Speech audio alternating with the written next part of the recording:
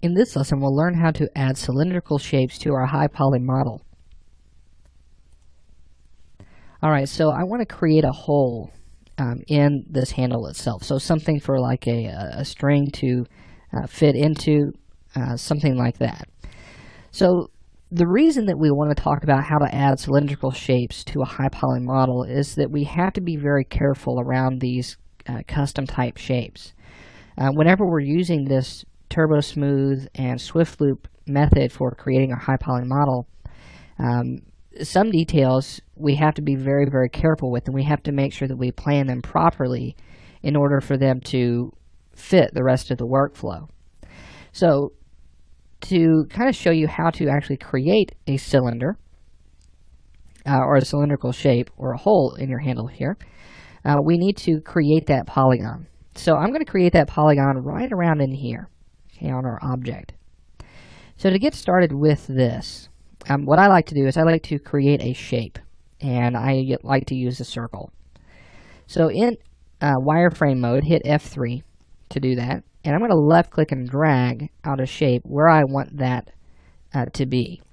So this allows me to kind of get an idea of the placement of where this is going to be on my handle, okay, on my object. I can pull that around and just get an idea of where it's going to go. And then once I have that finally placed, I want to go into my modified panel, and I'm going to go to the interpolation rollout, and I'm going to take my steps down. And I'm going to take this down to where we have 8 sides. So I'm going to go down to step 1. So you'll see that this is very easy to create a circle, and it's very easy to manage on our model. So with this circle in place, let's select the handle of our machete here, and we're going to go to editable poly.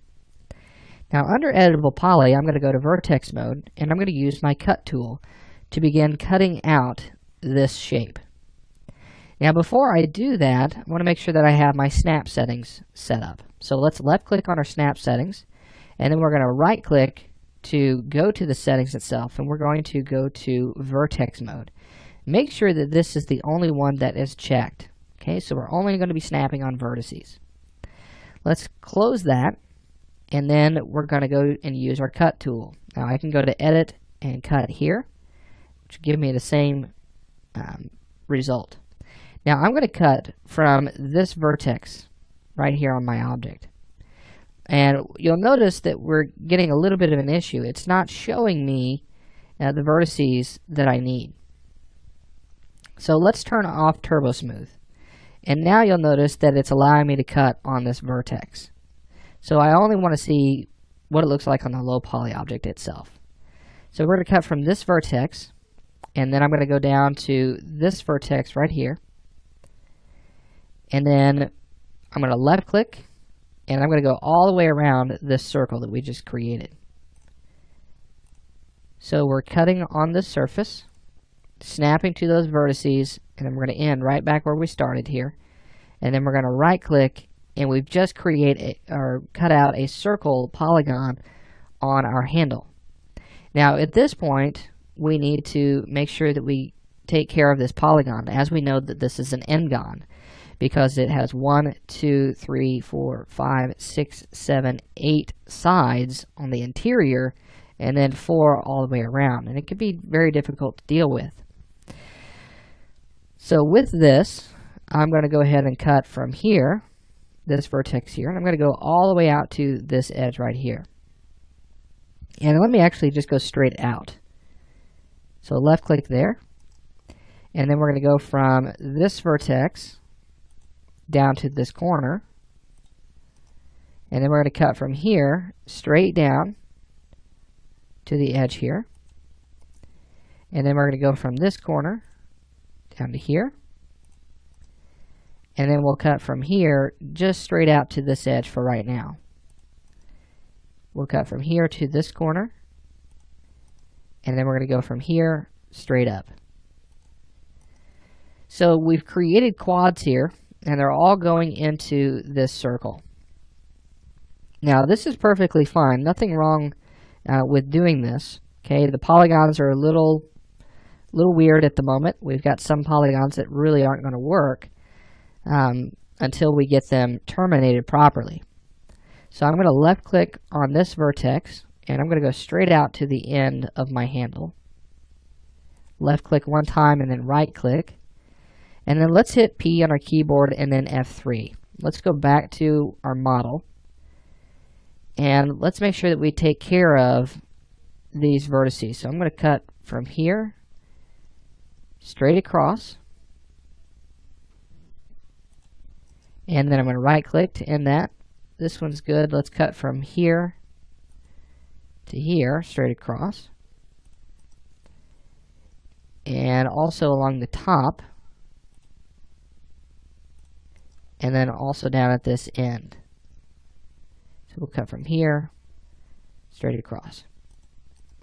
Alright, so now that we have that, we've got quads all the way through. And now we have this odd shape here. So let's go ahead and select that polygon and hit delete. That's going to get us started with creating our hole. So now we need to do the same thing on the other side. But instead of recreating that cut and cutting it on that surface, let's go ahead and just go to edge mode. Let's select one of these edges right here and hit ring. And then we're going to use the connect tool to create a segment directly down the center. So make sure your pinch and your slide is at 0, 0 with one segment, and we'll hit OK. Then what I'm going to do is I'm going to go to polygon mode, hitting 4 on the keyboard. I'm going to select all the polygons on this side that do not have that hole and that detail, and we're going to delete that.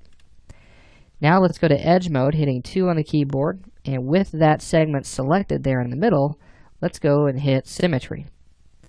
Now with our symmetry applied, let's go to our Z direction, and we should get that other side. And here you'll see that we have that hole. So now what I want to do is I want to come in and I want to convert this down to editable poly. Now instead of getting rid of my turbo smooth, I can right click on my symmetry and say collapse to, and that's going to bring whatever is below that up to this point and collapse it down to an editable poly object. So collapse to, we're going to hit yes, and you'll see that that comes up. There's our turbo smooth. We can turn that on, and here we have our handle with our hole.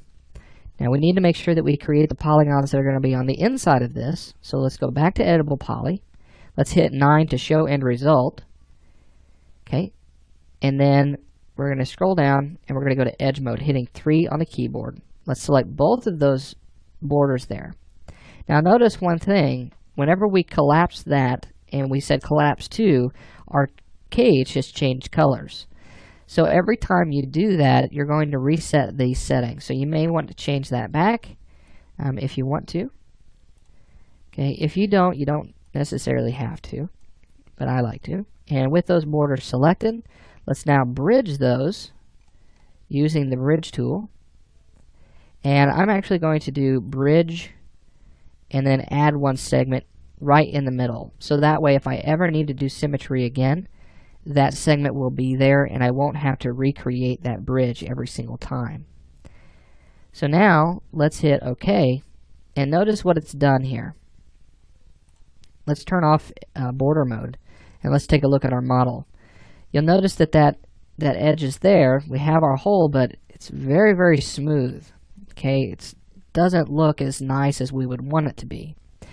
So what I can do from here is I can create a loop around that to harden that up again. So this can be done using our Swift Loop tool. So hit Control-Shift-S, and let's go ahead and left click right out here toward the middle. If you hit 2 on the keyboard, this will bring up your edge mode. You can see your cage again. So we're going to left click, and you'll see that it starts to harden that up, but we know that if we want that to be really tight, we want to move this loop inward. So what I'm going to do is I'm going to hold down Control, Alt, and then left click and drag, and then I'm going to bring that in toward my object. Now notice really quickly, whenever I hold down Control, Alt, and I move that loop, notice the shape that it's taking. Notice that it's taking the shape of this original edge right here along the center. If I move it out, notice how it starts to change shape and trying to take the overall shape of the vertices on the outside of that edge loop here. So let me hit Control Z one time. We have with our Swift loop, it tries to average out its shape based on the segments that's on the inside of that, which is this circle, and then the segments which is on the outside, which is this large square right here. Okay, so here we get this funky shape when we first create it. Now, by holding down Control Alt and then left clicking on that loop, notice this little square that pops up here, this little white square. That's where the original loop was located and where that was dropped down. If you move this loop to the inside of that, it's going to take the shape of the original loop that is closest on this side of that X or that square there. Now, if I go on the other side, it's trying to take the shape of this object. Okay, so let's go ahead and pull that down here. Okay, and then we'll release that. And then if you want to get even closer to that shape, you hold down Control Alt and then left click and drag again and pull that across. Okay, it's still staying on this side of that little square. So now we have a very hard edge. We can go to this side. We can do that same thing. So let's left click and then hold down Control Alt, left click and drag. Notice where that square is. And let's pull that closer to our object. And then I'm going to get closer, hold down Control Alt, left click and drag again, and get it really close to that edge. Alright, so let's turn off edge mode. Let's deselect and hit F4 so that way we can just see the model itself. And notice how much tighter that hole has become. Now, if you want to make it even tighter, you want to create a segment right here on the inside. Let's turn off that snap there really quickly. Now let's select our object. Let's go to Editable Poly, and I'm going to use Control-Shift-S for my Swift loop, and let's hit 2 so we can see our cage. And I'm going to create a loop right here. Notice how much tighter that gets. That is very, very sharp. So what you're seeing here are some techniques that you could use for hard surface modeling, which we'll see in our next level as we start to really ramp up the detail in our models.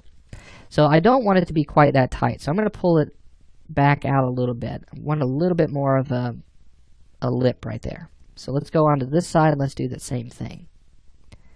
So we'll deselect edge mode. We'll turn that off and just take a look at our detail that we've created here. So now we have our hole for our handle.